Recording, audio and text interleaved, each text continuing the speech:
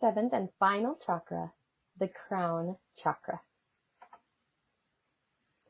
In the true meaning of the word yoga as union, the individual and the divine are at last linked in their common field of consciousness. Andioa, Judith. The crown chakra represents the basic operating of all the chakras. So there's a reason that we've gone through each one step by step to reach this point. Have you ever had an aha moment? This is moving toward enlightenment. Not many people fully reach enlightenment, but we can have times of ahas throughout our life.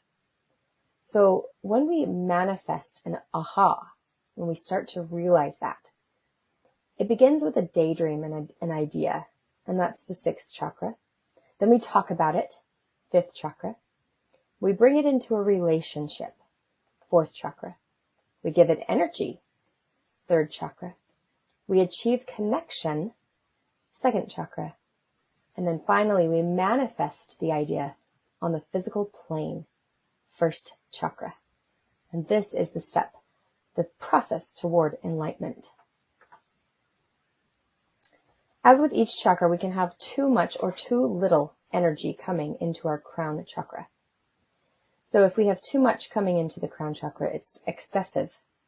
We have dissociation from the body, spiritual addiction, confusion, over intellectualization, living in your head, disconnection from spirits, excessive attachments.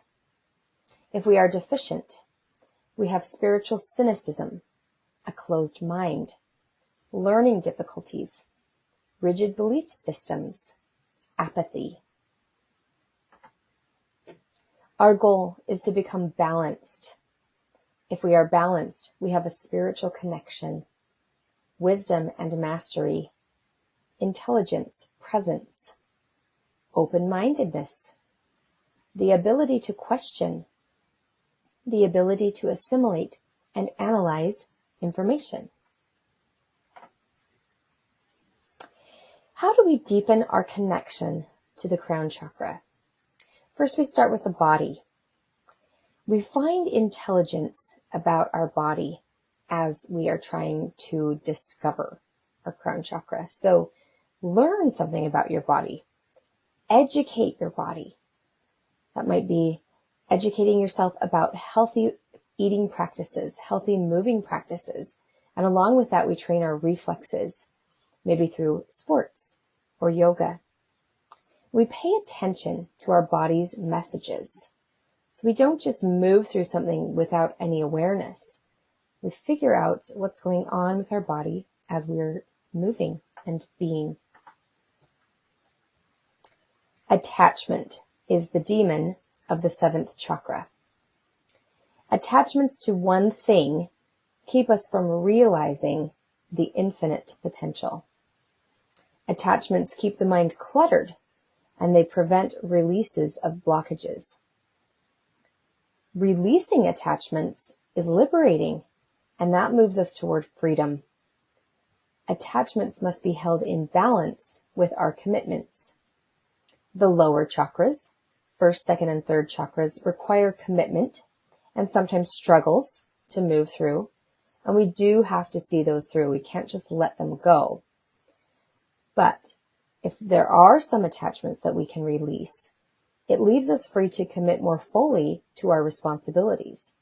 So we let go of the things that we can so that we can focus on those commitments and responsibilities that we must see through. Let's examine our attachments. You may want to pause the video for a moment to think about these. So I'll just quickly move through them. You pause when you're ready to have a little moment of discovery.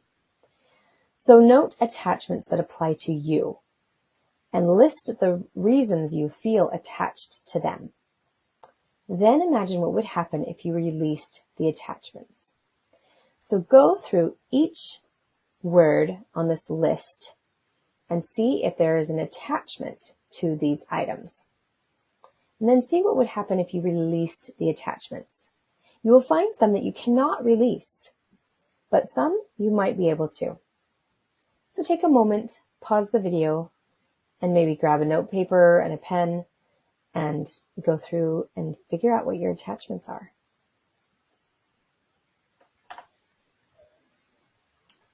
What do you think about? When we are quiet, what do we think about? Do you ever analyze your consciousness? Do you ever analyze the things that you're thinking about? And if you break it down, there might be one or two chakras that you spend a lot of time on in your mind. So again, you're going to take a moment to pause this screen. Go through each chakra and perhaps even make a graph.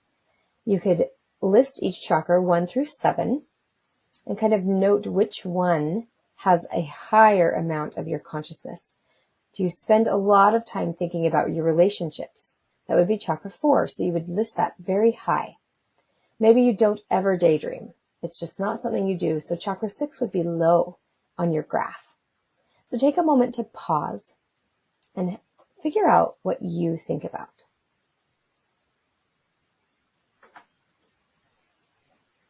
Search for meaning. Meaning tells us how to operate and forms our beliefs. Meanings often reflect our belief systems more than our realities. As we find meaning, we look deeper beneath the surface to find understanding. And of course, the goal of the chakra path is to awaken consciousness on each chakra. We do not want to accept our own programming without questioning. So, sometimes the things that we believe are things that we've been told by other people. And so, we have to look under that belief. Is that something we truly believe? Or is it just a programming that we've been told our whole lives? Now look back at your chakra graph that you just completed. Which chakra gets the most attention? There might be 1 or 2, or maybe 3, I don't know. But look at which ones get the most attention and then ask these 3 questions. What makes me believe this way? Why do I spend so much time thinking about my relationships? And then that core belief, is this belief true? And lastly, does this belief hinder me or serve me? Sometimes we spend a lot of time thinking about our chakras, about one particular chakra, and it serves us. It launches us forward in life. But sometimes it holds us back. And those are the attachments that we want to get rid of as we search for this deeper meaning behind each chakra. This is heady stuff, so you might want to come back to this a little bit as you learn more about the 7th chakra as we go forward in our practice. Healing and balancing the crown chakra. Start with the home. So a consciousness in the home is not something that we can fill up with shapes or colors. It's more about the way we act inside our home. So it's like the way that you set things down on the table, the way that you sit down on the couch. You can be conscious of your furnishing choices, what kinds of textures you choose, what colors you choose, what kinds of shapes you choose and patterns. And then be conscious about your messes, the language that you use in your home, the behaviors that you complete in your home, and the treatment of the things in your home. It can tell you a lot about how you feel about your space. We want to have a sense of the sacred. It's important to create a sacred space that you treat with extra care. This could be just a simple display on a table, or a corner of a bedroom. It's just kind of a spot for focus and communing with the sacred.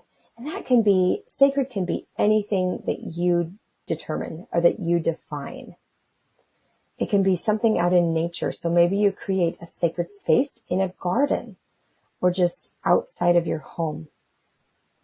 And then you want to find your sense of God, goddess, supreme being, again, whatever that means to you, and honor the divine. It might simply be the divine within yourself, that is very sacred. So how could you create a sacred space that honors yourself, your own divine? And then maybe go out and view the night sky.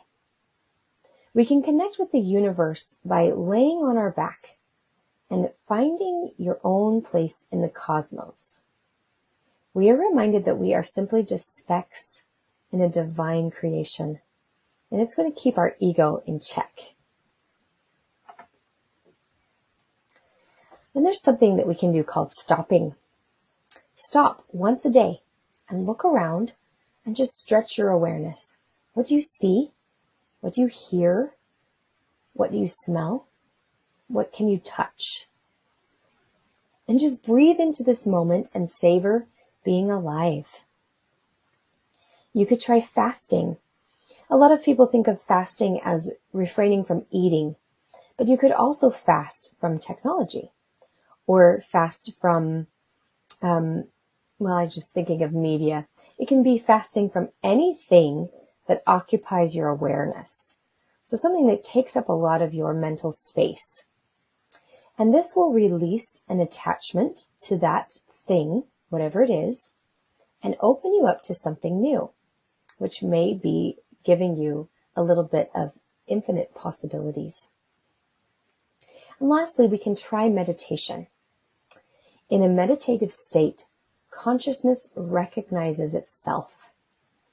Meditation is nourishment to our soul, and it's clearing a space in the mind.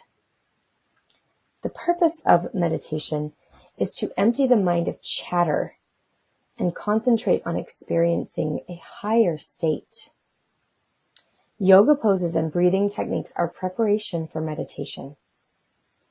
There are so many styles of meditation. Focusing on the breath can be one. A walking meditation, eating meditations, guided meditations. Yoga Traveler has a meditation magic program that you might enjoy trying. It's a guided meditation program. So get out and explore a little bit of meditation and see if you can create a little space in your mind for the infinite. And now enjoy the rest of your discovery with the crown chakra.